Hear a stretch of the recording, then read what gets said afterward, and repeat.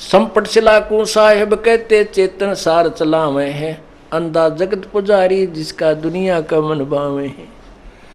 ऐसी उल्टी साधना बता दी, पत्थर का भगवान बना दिया, कहते इसकी पूजा कर लो बस इसी से मोक्ष हो जाओगे।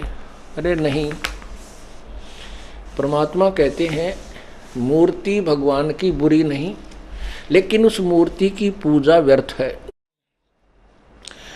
पुण्यात्मा,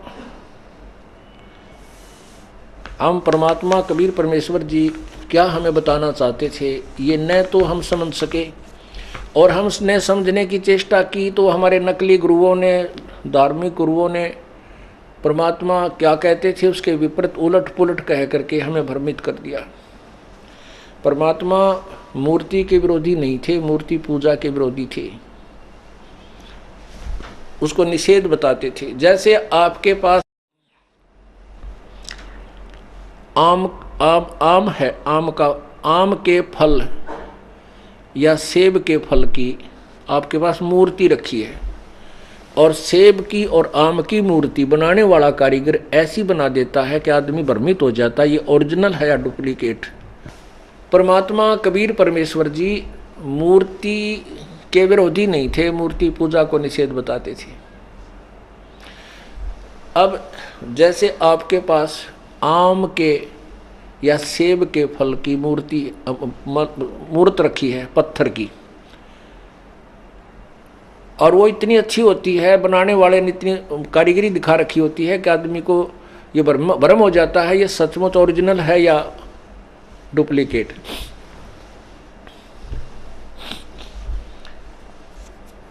एक बार ये दास भिवानी स्टैंड रोड तक पे आम फल लेने गया, मेरे से पहले उस दुकान पे एक व्यक्ति खड़ा, वो कहने लगा भाई वो ऊपर वाले आम दे मुझे, वो ऊपर रखे, वो सबसे वो कॉलम से बना रखे थे उसने काट के, ऊपर सबसे ऊपर वाले मुझे नकली पत्थर के रखवा रखी सुंदर मूर्ति, और पूरा कॉलम भर रखा उनते, बहुत सुंदर। नीचे वाले तो शाम का समय था, वो सारे तकरीबन खरीदने वालों ने छांट छांट कर खरीद लिए थे, वो फिर थोड़े बहुत रह रहे थे, वो अच्छे नहीं लग रहे थे देखने में। वो कह रहा भाई वो दे दे, वो फिर उन्हीं में से चुग चाक के वो छांट छूट कर उसके चढ़ाने लगा, तोलने लगा। उन्होंने बोला भाई मेरी बात सुन, पैसे कितने ले ले पर वो दे दे। वो आदमी खड़ा हुआ, उन्हें ठा के एक पत्थर का वो तार काम उसके हाथ में धर दिया, वो किलो पक्का का, वो न्यू करे ने बोला यूँ के, वो बोला भले मानस यूँ पत्थर के हैं ये तो केवल मूर्ति रखी है इनकी, और मेरे पास आम यही हैं, लेने हो तो ले ले। अब वो ऊपर वाले इतने अच्छे बना रखे थे, नीचे वाला ने फेल कर रहे थे जो ओरिजिनल को भी। तो पुण्यात्माओं, जैसे आपके पास वो आम के फल की पत्थर की मूर्ति रखी है, उस मूर्ति को देखने से आपको उस फल के गुणों का ज्ञान होगा और अंदर उसके पाने की प्रेरणा बनेगी, उसको खाने को के लिए मुंह में पानी आओगा। फिर आप सोचोगे भी कहाँ मिला है, आपको पता है जेब में पैसे होने चाहिए और बाज़ार में मिला है, आप पैसे लोगे और बाज़ार में जाओगे, आम कह करके खरीद लाओगे, आप खाओ। अब उस आम की मूर्ति में वो गुण नहीं है जो आम के फल में है, आम के फल की मूर्ति में गुण नहीं है जो आम के फल में ओरिजिनल में गुण है। वो फल जो मिट्टी पत्थर वाली है मूर्ति है, वो उसके गुणों से की प्रेरणा अवश्य देती है, उसके पाने की चाह उत्पन्न होती रहती है, इसलिए मूर्ति बुरी नहीं है। लेकिन वो मूर्ति वाला फल मिलेगा कैसे, उस विधि का पता होना चाहिए। पहले मजदूरी करे, मजदूरी करके पैसे जेब में ले और फिर बाजार में जावे और मंडी से फिर आम तो लेकर फिर गट गट खावे हैं, सारा टेस्ट आवे। ऐसे ही भगवान की मूर्ति आपके घर पे है, किसी भी इष्ट की आप पूजा करते हुआ मूर्ति आपको कोई लाभ नहीं दे सकती, वो केवल उस भगवान के गुणों का ज्ञान कराती है, उसकी महिमा से परिचित कराती है कि ये भगवान ऐसा है, इसमें ये वो, और वो ज्ञान उसका कहाँ से हुआ, आपको उसकी जीवन लीला से। जैसे भगवान विष्णु की जीवन लीला विष्णु पुराण में, देवी पुराण में, क्योंकि पुराण जो है ये 18 अवश्य हो गए, लेकिन ज्ञान इनमें एक ही है। और ये सभी ब्रह्मा जी द्वारा कहे गए हैं। ब्रह्मा जी के सुनने के बाद अन्य ऋषियों ने उनसे सुनकर कुछ अपना अनुभव, कुछ वैसे वो मिला मिलू कर 18 भाग बना दिए। तो विष्णु जी के विषय में ज्ञान कहाँ हुआ? विष्णु पुराण से। तो आप विष्णु पुराण को पढ़िए, विष्णु पुराण के से फिर उसके बाद उस गुरु के पास जाइए जो आपको विष्णु जी की साधना बताता है, और फिर आप उसकी साधना करोगे तब वो मूर्ति वाला भगवान लाभ देगा जितना उसमें गुण है, जितना वो दे सकता है। तो इसी प्रकार हम कबीर परमेश्वर पूर्ण परमात्मा के मूर्ति अपने पास रखेंगे तो उस मूर्ति से हमें कोई लाभ नहीं होगा, लेकिन मूर्ति वाले भगवान से लाभ होगा। वो कैसे मिलेगा? उसकी हिस्ट्री से हमें पता चलेगा ये कितना भगवान है, कितना इसमें शक्ति है, उसकी कहानी से, उनकी लीला से। फिर उस संत, तत्वदर्शी संत, उनके गुरु के पास जाइए जो उनको उनका पूर्ण यथार्थ ज्ञान जानता है, उससे उपदेश लीजिए और फिर नाम की मजदूरी कीजिए, फिर भगवान का फल खाइए, वो भगवान रूपी फल फिर प्राप्त कीजिए। तो क्या बताते हैं? संपट सलाकों साहेब कहते चेतन सार चलावे हैं, अंधा जगत पुजारी जिनका दुनिया का मन भावे हैं। वो अनाड़ी संत गुरु कहते मूर्ति दे दी और इसी की पूजा करो, इस पर फूल चढ़ाओ, मत्था टेको, पतासे चढ़ा दो है और पैसे चढ़ाओ, बेड़ा पार हो जाएगा। नहीं। और कहते अंधा जगत पुजारी जिसका, अंधा ज्ञानहीन, ज्ञान नेत्रहीन जगत उन नकली संतों के पीछे, उन गुरुओं के पीछे घूम रहा है जो पत्थर को भगवान कहते हैं।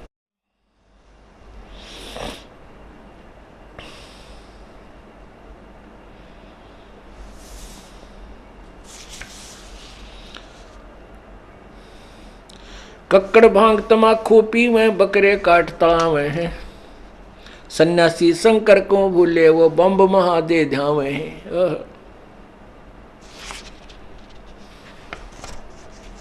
ये 10 नाम दया नहीं जाने, गेरू कपड़ रंगावे हैं, पार ब्रह्म से परचे नाही, शिव करता ठहरावे हैं।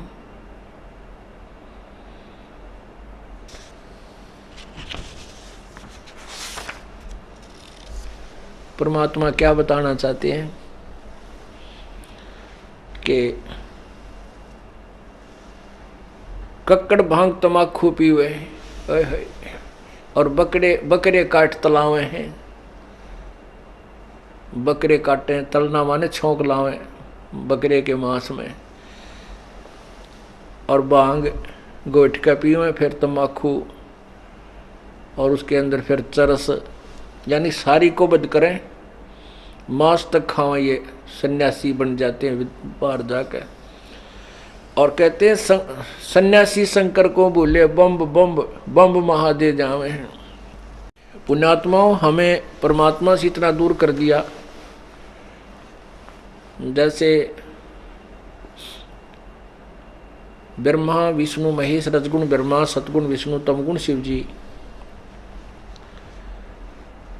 इनकी भी पूजा, इनकी भी साधना हमने करनी होती है। और यदि हम पार नहीं होंगे तो इनकी जो मजदूरी हमने की है, जो इनकी दिहाड़ी की है, वो हमें अवश्य फल देंगे। वो कैसे देंगे, वो विधि अलग है, वो मंत्र जो इनका हमने जाप करना है। अब पुण्यात्माओं, हम तत्व ज्ञान से बहुत दूर हो गए, इसलिए मन में इतने ढेर सारे शंका हो जाती हैं। एक तो पूजा होती है, एक सत्कार होता है। पूजा और आदर में, सत्कार में बहुत अंतर है। जैसे एक लड़की, पतिव्रता लड़की एक ज्वाइंट फैमिली में रहती है, सह परिवार में, उसमें ज्येष्ठ भी है, जेठ भी हैं, जेठानी भी, देवर देवरानी, छोटी बड़ी ननद, सास और ससुर, सभी प्रकार का परिवार होता है। तो वो लड़की सभी को यथोचित आदर सत्कार देती है, उनका सत्कार करती है, लेकिन पूजा अपने पति की करती है। पूजा मीन समर्पण। पूजा का अर्थ होता है सच्चे दिल से जिसमें हृदय जुड़ जाए। अब जैसे जेठ है बड़ा, सास ससुर है, उनको वो स्नान करते हैं, उनका पानी डाल करके कपड़े धोते हैं, कपड़े देते हैं, और सास ससुर की सेवा भी करती है बेटी, अपने बाप की कमर भी मसल देती है, उसके कपड़े भी धो देती है, धोती तक भी साफ करती है। तो वो सत्कार है। और जब जैसे जेठ है, जेठ को यथोचित आदर सत्कार, जेठानी को, छोटी देवर देवरानी को, छोटी बड़ी ननदों को वो पूर्ण सत्कार देती है, और आए अतिथि को। और जब वो अलग होते हैं, वो भाई अलग हो जाते हैं समय आने पर, फिर वो अपने सारे हिस्से के सामान न उठाकर अपने पति वाले कमरे में धर लेगी उठाकर। उनका फिर उनसे कोई लगाव नहीं है, लेकिन वो सत्कार वाला स्वभाव फिर भी बना रहेगा। इसी प्रकार जब हम यहाँ एक सपरिवार में रह रहे हैं, यानी एक ब्रह्मांड हमारा घर है, इसमें ब्रह्मा विष्णु महेश इस ब्रह्मांड रूपी घर के कुछ अधिकारी बनाए हुए हैं, इनका कुछ कार्य हमें सौंपा हुआ प्रभु ने। तो हम इनके साथ इनके आदर सत्कार हम इनका करेंगे। अब क्यों करेंगे ये कहने की आवश्यकता नहीं, क्योंकि हम एक परिवार के सदस्य हैं। और जब हम अलग होंगे, जब हम अपने सतलोक जाएंगे अपने पति के साथ, परम पिता अपने मालिक के साथ, फिर हमारा इनसे कोई लगाव नहीं और कोई द्वेष नहीं। अपने सारे सामान न लेकर, अपनी सारी पूजा को लेकर हम चल पड़ेंगे अपने पति के, अपने मालिक के साथ, यानी कबीर परमेश्वर के साथ।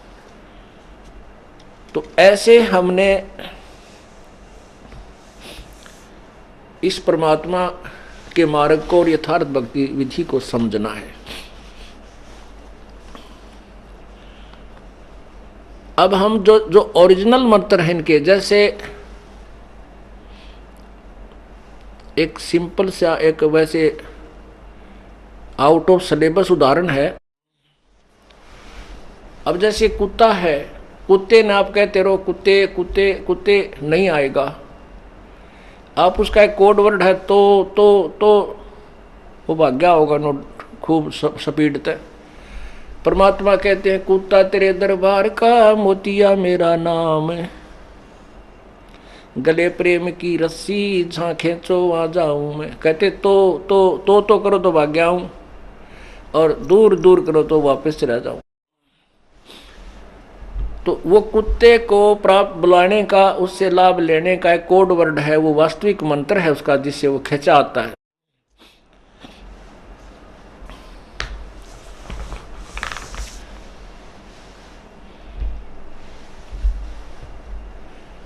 और भी बहुत से उदाहरण हैं, वो यहाँ वर्णन करने योग्य नहीं है, जिनसे वो पशु प्रभावित होते हैं। तो ऐसे इन भगवानों से लाभ लेने का आप राम राम कृष्ण कृष्ण और महादेव महादेव या विष्णु विष्णु करते रहो, वो तुम्हारी तरफ नहीं देखेंगे। उनका एक कोड वर्ड है जो कबीर परमात्मा ने बताया है कि इस मंत्र तो बोल कर देखो आप पे खिंच जाएंगे वो। उनके बस की बात नहीं इन भगवानों की, विष्णु की, शिव की।